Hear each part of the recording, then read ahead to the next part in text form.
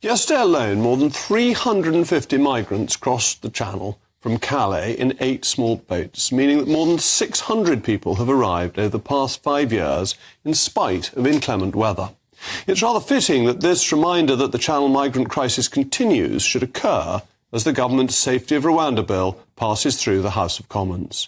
The migrant crisis carries on and we need a solution as soon as possible. As Kenneth Lord Clark, hardly known for being on the right of the Tory party, has pointed out, no one has put forward an alternative to the Rwanda scheme, and we can no longer simply do nothing. But that's precisely the Labour Party's plan to solve the migration crisis: masterly inactivity. As things stand, the polls suggest that the Labour Party is on course to win a majority of more than 100 seats at the next election. So it seems to me only right to discuss the opposition's 5-point plan to tackle the Channel migration crisis. So it was really interesting yesterday in the House of Commons that all the Conservatives wanted Rwanda to happen one way or another. They disagreed on the degrees of rigour with which it should be applied, but they disagree on the end result. Whereas all the opposition parties wanted to do nothing. They wanted to fiddle and twiddle. So what are these 5 points? Number 1, to crack down on criminal smuggler gangs. Well, this is stating the absolutely obvious. Why would the Labour Party be any more able to crack down on migrant smugglers when the countries in which they operate have not been able to? Northern France is rife with migrant smugglers, as well as many other European countries along the Mediterranean. If they haven't been able to solve the problem so far, why is it that some mystical, mysterious socialist can suddenly wave a magic wand and do it? Points 2 and 3, to end hotel use and clear the backlog, and reform resettlement routes. We hear again and again the mantra by the Labour Party of safe and legal routes. The problem with this is that if we had safe and legal routes through which people could apply for asylum, the Channel crisis would not be solved but made much worse.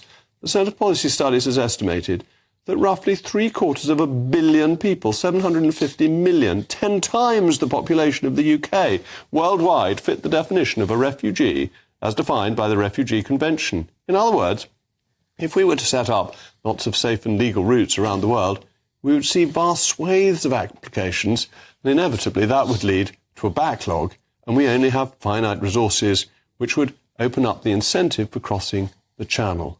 There also seems to be a myth running around that if only the Tories were better managers of the Home Office, the backlog would dissipate. But this is nonsense. How does one process people quickly when they have no documentation, with many throwing their passports into the sea? Oh, and of course, the judges keep on making it impossible to deport them. Point 4, a new agreement with France. Well, we've heard that once or twice before. I think this suggests a slight naivety on the Labour Party's part. There is a reason it's been so easy for migrants to leave the beaches of Calais. The French aren't that unhappy for them to go and cross the Channel. Once migrants leave France, they cease to be a French problem. And number 5, tackle humanitarian crises at source to help refugees in their region. Well, the 5 key countries migrants are coming from are Afghanistan, Iran, Syria, Eritrea and the Sudan. If the Shadow Foreign Secretary, David Lammy, has any ideas about solving the problems of the Taliban, the Supreme Leader of Iran, Ayatollah Khamenei, the Syrian dictator Bashar al-Assad, the Tigray ethnic cleansing or the Sudanese civil war, I would love to hear them. But I'm afraid these problems are beyond the capabilities even of His Majesty's government, and Mr. Lammy is not suddenly going to solve them. Fundamentally, this is a non-plan. It achieves nothing because it's missing the most vital component of all, the component that the Rwanda plan does have: deterrence. It's clear that the Labour Party simply isn't serious about tackling the migrant crisis and is intent on committing itself to very little before the next election. As always, I want to hear from you, mailmog@gbnews.com.